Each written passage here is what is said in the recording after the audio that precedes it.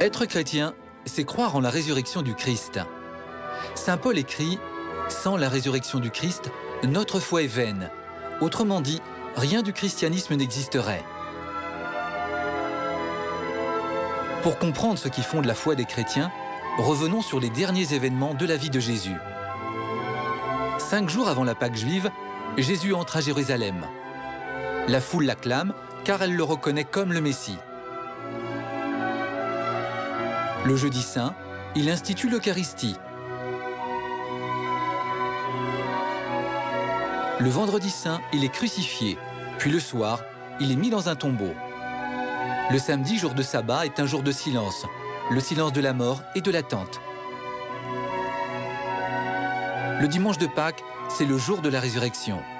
Sur ce tableau, nous voyons les soldats gardiens du tombeau. Endormis, renversés sur le sol, face contre terre, ils ne voient pas la résurrection.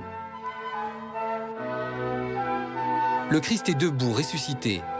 Dans sa main, il tient l'étendard de la victoire sur la mort. Il porte un manteau pourpre. Cette couleur est signe de la royauté. Le Christ est roi de l'univers, du commencement jusqu'à la fin des temps et d'un bout à l'autre du monde. Il porte une auréole en forme de couronne, signe de sa sainteté. Le regard de Jésus est tourné vers nous et bien au-delà vers l'humanité tout entière. Sa main droite fait un geste de bénédiction, comme pour nous dire qu'à sa suite, nous ressusciterons.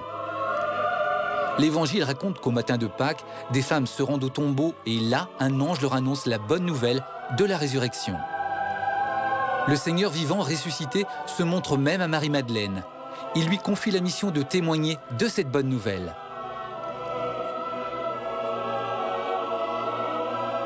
Ce même jour, sur la route d'Emmaüs, 2 disciples font route avec Jésus ressuscité, mais ces derniers ne le reconnaissent pas. Comme le soir tombe, les disciples lui proposent de rester avec eux pour partager un repas. À table, Jésus prend le pain, il prononce la bénédiction, il le rompt et le partage. À ce moment, les disciples le reconnaissent, car ses gestes sont les mêmes que ceux qu'il fit le soir du jeudi saint. Puis Jésus disparaît à leurs yeux. Il veut leur faire comprendre que désormais, il demeure vivant et présent dans le pain consacré. Aujourd'hui, à chaque messe, le prêtre renouvelle les gestes et les paroles du Christ tels qu'il les a accomplis lors de son dernier repas.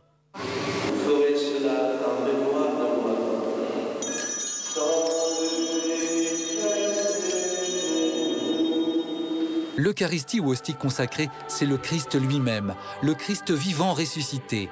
C'est la vraie bonne nouvelle de la résurrection et le cœur de la foi.